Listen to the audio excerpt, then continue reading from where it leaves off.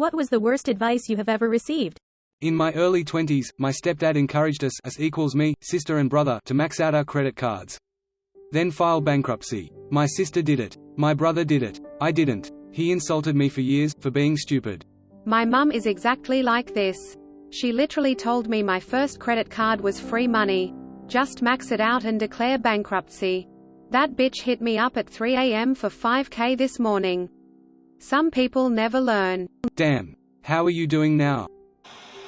My husband needed a medical card after his heart failure from viral cardiomyopathy. The social worker told me I should get pregnant so we would qualify for help with his medical costs. I was 24 and lived in Ohio. I was horrified. She listed all the help we could get if I could get pregnant. He was in an ICU ward recovering from heart surgery. I walked out of there just disgusted. From my father.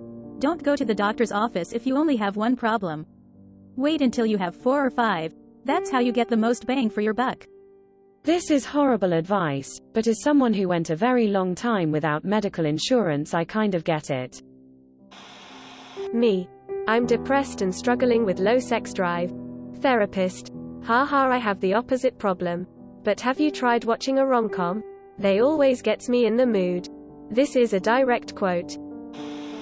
Just find a girl you don't like. Once you get married, you'll just hate her anyways. God, I hope he was joking. Everyone I know who's been married more than 10 years has moments when you can't stand your spouse. Especially if you have kids. Because let's face it, it's hard to live with other people for a long period of time. And kids will raise the stakes on everything and drag out every bit of how you were raised that your spouse wasn't. But you're in it for all times when it's not like that. Which should be most of the time. At 24, while making $12 an hour and renting an apartment, my parents convinced me to buy a brand new Honda Accord. They assured me it was the only way to get a new car and that used ones broke down immediately. The payments were one entire paycheck of the 2 I got every month. Invest in DVDs because you can pawn them for cash when you need money. You commonly hear stuff like this from people who grew up in times of hyperinflation where saving cash doesn't work when trying to accumulate wealth. If you go work somewhere else, no one will pay you as much as me. My dad. I'm currently making twice as much plus benefits. Edit, wording I make twice as much plus benefits originally had not including benefits. Working with, for family can be a nightmare. I recently quit working for my dad and am already less anxious to file for bankruptcy over a $2,500 car loan. Edit. I've been informed that I should have said, declare bankruptcyy instead. Not even sure you realistically can accomplish that. Usually bankruptcies are for people severely in debt. Was told by a sailor of 5 decades that the best way to get rid of a sunburn is to take the hottest shower possible. Not only did that cause immeasurable pain, but didn't help in the slightest. It's a cool, not cold shower. He had to have been trolling you. Not me, but I remember reading a thread about a man who told his girlfriend every day that she stinks. She washed 2 or 3 times daily, tried everything she could to get rid of the smell. Until she cracked and started screaming at him asking WTF was he smelling. Apparently his father told him tell a woman she smells every day and she'll be constantly clean. He just took that as normal good advice to live by. What ha ha ha ha. LMAO, I know. I'll see, can I find the thread now? Edit. Found it. The reason was actually so much more worse than I recalled. Link. It's too late for you to learn to code. I was 14. Ain't no dumbass 8 years old's gonna understand coding. Who gave that advice?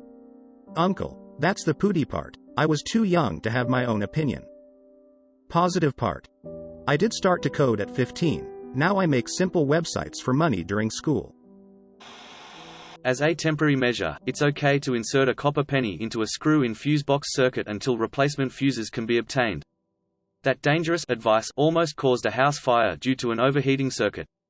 You should use a 22 bullet, that way you can hear when it pops. All you have to do is prove to the woman that you are better than the man she is with and she will come running. From a former manager who had 7 girlfriends, and a wife who stabbed him when she learned about the girlfriends. All that I can think is 8 relationships? That sounds so exhausting. To keep my mouth shut. Never argue or talk back to my partner. Just tell them that millennials divorce less than boomers. Ignore the bullies. They just want a reaction. If you ignore them, they'll get bored and leave you alone. This is my answer every time this question pops up. It is such unmitigated bullpoo.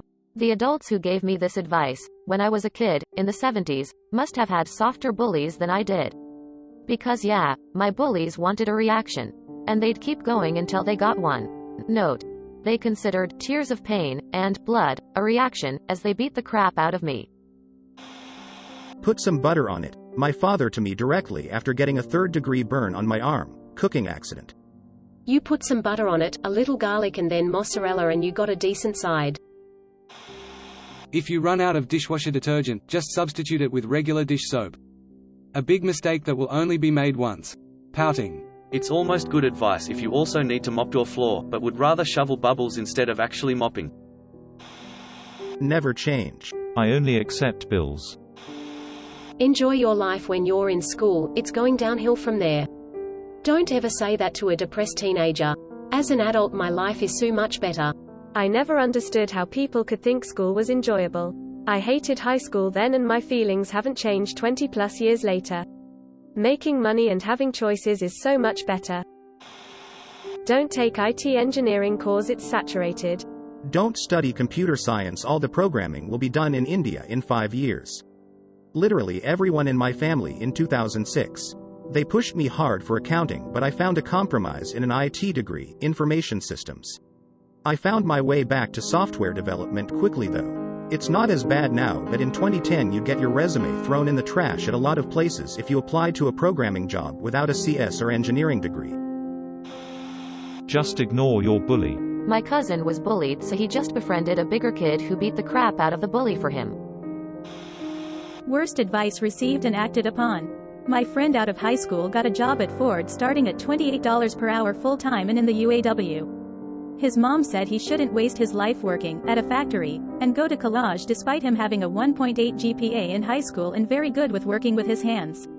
He quit, took 2 classes at college and dropped out.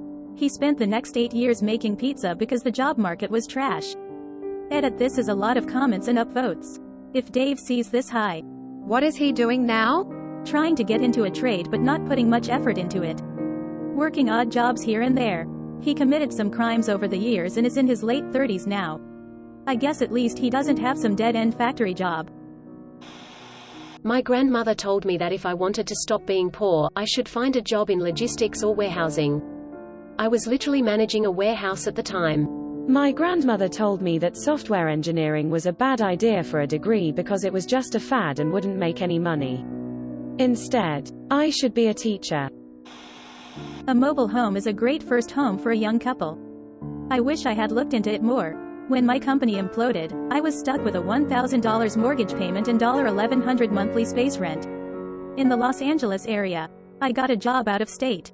Could not sell the mobile home. Park residents were giving up their old paid-off homes just to get out of their leases, and the park was selling the houses for $500. That is an exact figure. So no one wanted a brand new house in the same park. I had to just give up the house to the bank. Bank eventually sold it for less than half of the loan balance. My credit recovered 7 to 10 years later. If you actually cared about being organized, you wouldn't have ADHD.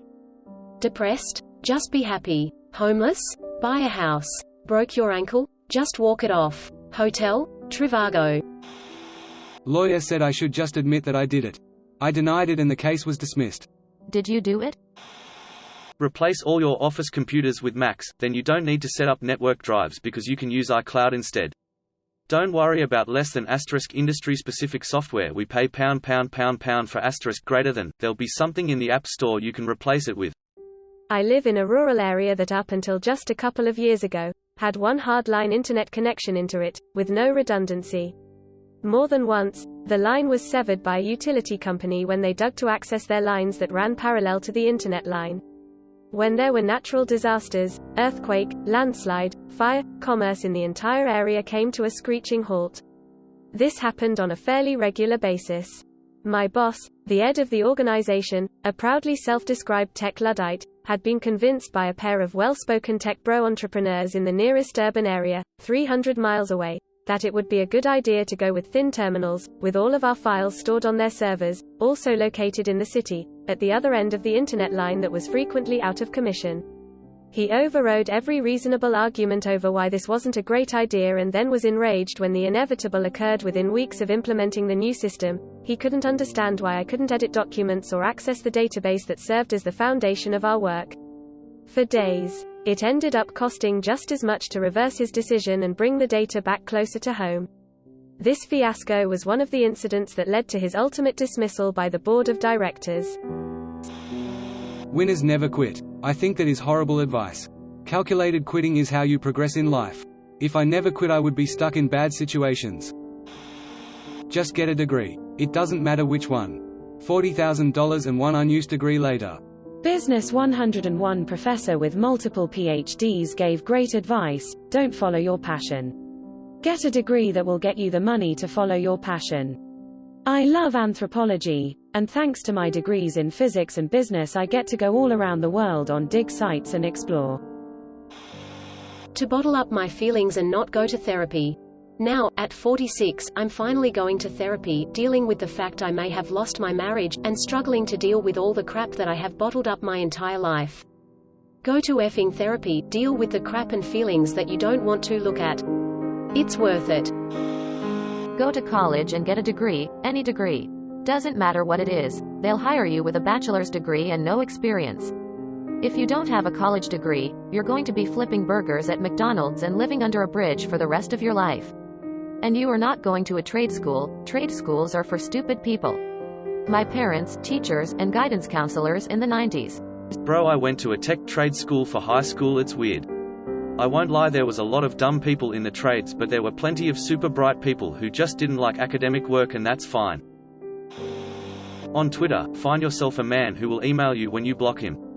Alternatively, find someone who isn't a melodramatic pain in the ass. You might as well quit high school and take this job opening at the mill. My dad. Monica Lewinsky is the permanent winner of this question, emo. When it came up on Twitter a few years ago, she submitted, "A White House internship will look great on your resume." Edit. Corrected spelling of name. Good things come to those who wait. Nah, good things come to those who go out and take them. It was originally, all things come to those who wait, and later turned into, good things. Greater than means if people are persistent and patient, they will finally achieve their goal. In other words, it means a person must exercise patience when working on something close to his heart, even to reach the goal she desires. Edit. Formatting. My dad pulled me aside and told me that your 10-year high school reunion is coming up. Your classmates are going to ask what you've been doing. You might want to think about what you're going to tell them. I wasn't planning on going to, and did not go to, my 10-year high school reunion. Why my dad was so concerned with the opinions of people I haven't seen in over a decade, I have no idea. When I went to university, I could choose between two major, engineering or language. Being an Asian kid, most of my family, friends, relatives and even teachers recommended engineering. Because it's a men's job, translator or interpreter are for girls. So I let myself be convinced and picked engineering, although I sucked at maths. Fast forward 8 years now, I'm a low-level worker at a manufacturing plant because I dropped out of uni not being able to keep up with the stress. The irony is that my main job now is to translate email and document for my boss who could barely speak English. I really wanted to major in Spanish but was discouraged because what will you do with Spanish? Turns out knowing the second most spoken language in the US will indeed get you jobs because all the other parts of a job are on the job training. Don't ever go to a psychiatrist. In fact, if you take meds they prescribe, you're actually no longer sober. The AA mentality that almost killed me. Edit. Since folks want to know about the program that did help me get sober, link. They told me if I left the rehab I was attending, I'd fail. Joke's on them, because I left there and went directly to an evidence-based, secular program and have been sober for years. Edit. Because so many people have asked, I'm going to copy my reply from below that includes a link to Smart Recovery, whose meetings I highly recommend. Honestly, the truth is that unless you have excellent private insurance and access to resources, this type of treatment is hard to come by. Unfortunately, Most addicts don't fall into that category. I was lucky. Medicaid and free programs are almost exclusively 12-step based because they're so cheap. For example, while I received therapy from individuals licensed with at least a master's degree, 12-step therapy is led by volunteers or folks paid barely minimum wage that can't get many other jobs due to their arrest records when they were addicts. Not to say they're bad people, just that they aren't qualified. The problem with 12-step, from my perspective, is that it isn't based on any scientific research. It's based on the religious ramblings of an alcoholic that was treated with psychedelics, which is, coincidentally, a more successful treatment model, at least for opiate addicts. Research costs money and real treatment costs money. AA provides an excuse to cut almost all the costs of an effective rehab. What I do recommend is Smart Recovery. Link. Congrats! I got the same line from my sponsor. I was in the ICU with internal bleeding from trying to drink myself to death.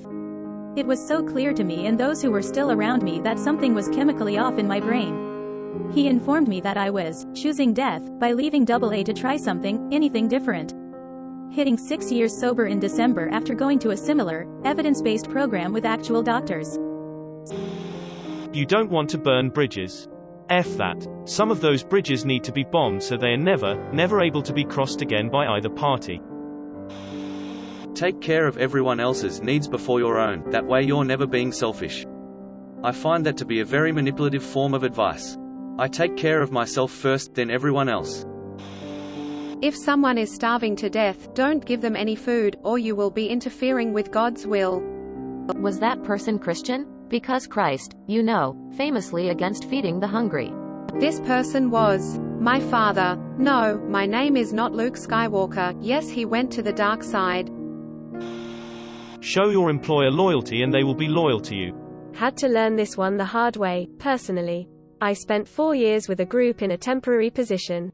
I was a yes man.